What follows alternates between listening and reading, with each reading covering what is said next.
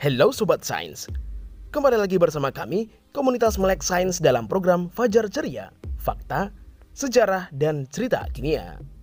Kali ini, kami menghadirkan sebuah konten yang merupakan tulisan dari salah seorang dosen dari Universitas Gadjah Mada. Siapakah beliau? Ya, beliau adalah Bapak Suherman PhD. Beliau merupakan dosen sekaligus peneliti minat lingkungan FMIPA UGM. Beliau juga merupakan alumnus dari S3 Ilmu Lingkungan Hokkaido University, Jepang. Tulisan beliau dimuat dalam salah satu koran di Yogyakarta. Tulisan ini bertemakan tentang amonium nitrat. Seperti apakah itu? Mari kita simak penjelasannya. Beirut berguncang. Dunia tercengang, penuh kesedihan.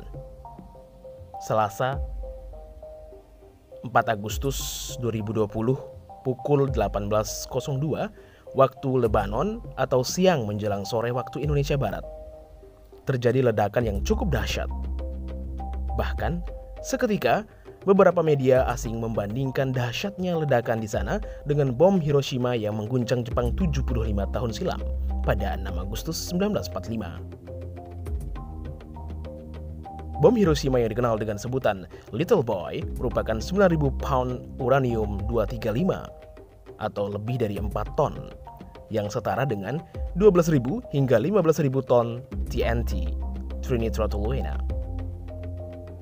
Dijatuhkan oleh pesawat pembom B-29 bernama Enola Gay yang dimodifikasi.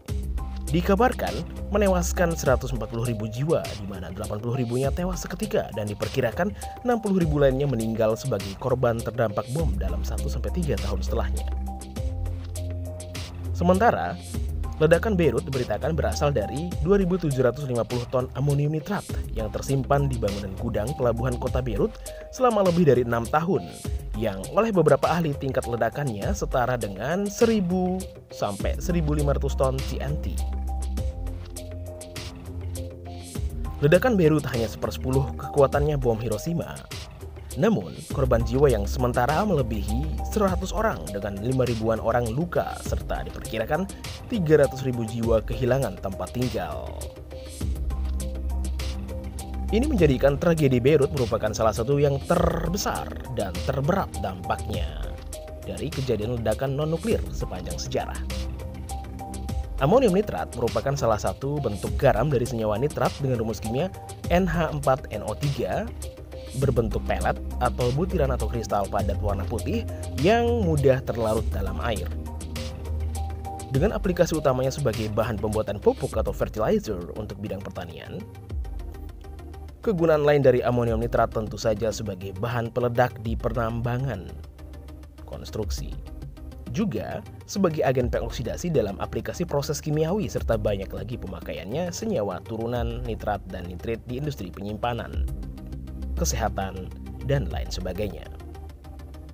Tak bisa dipungkiri, kebutuhan berbagai macam industri akan erat kaitannya dengan pemakaian bahan kimia dalam jumlah yang cukup besar, seperti amonium nitrat, digunakan sebagai bahan baku pembuatan pupuk kaya nitrogen dan berbagai aplikasi di industri tambang, galian, dan konstruksi sehingga wajar volume produksinya mencapai 21,6 juta ton di tahun 2017 secara global. Pertanyaannya adalah, apakah di Indonesia sudah ada peraturan yang mengontrol bisnis, penyimpanan, dan distribusi bahan kimia di atas?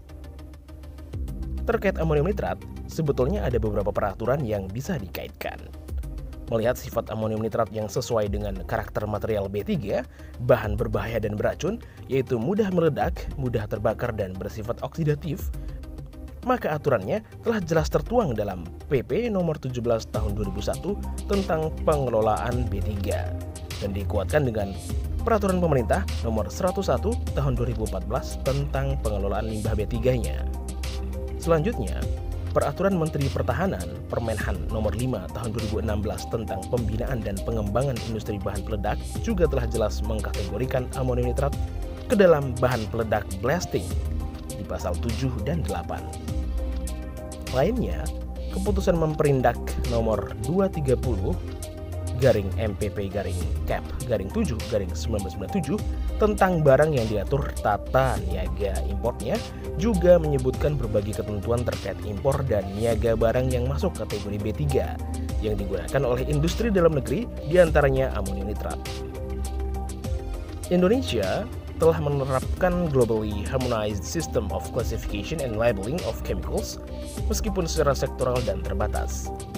Mungkin memang dengan banyaknya peraturan di atas belum menutup sepenuhnya risiko tragedi akibat bahan kimia sebagaimana yang terjadi di Beirut, Lebanon. Tinggal bagaimana saat ini pemerintah dan otoritas terkait lebih serius dalam penerapan ketentuan peraturan yang sudah ada demi penjaminan keselamatan aktivitas industri dan masyarakat secara umum. Demikianlah tulisan dari Bapak Suherman PhD. Semoga menambah wawasan kita semua. Sampai jumpa di lain kesempatan. Salam Melek Sains.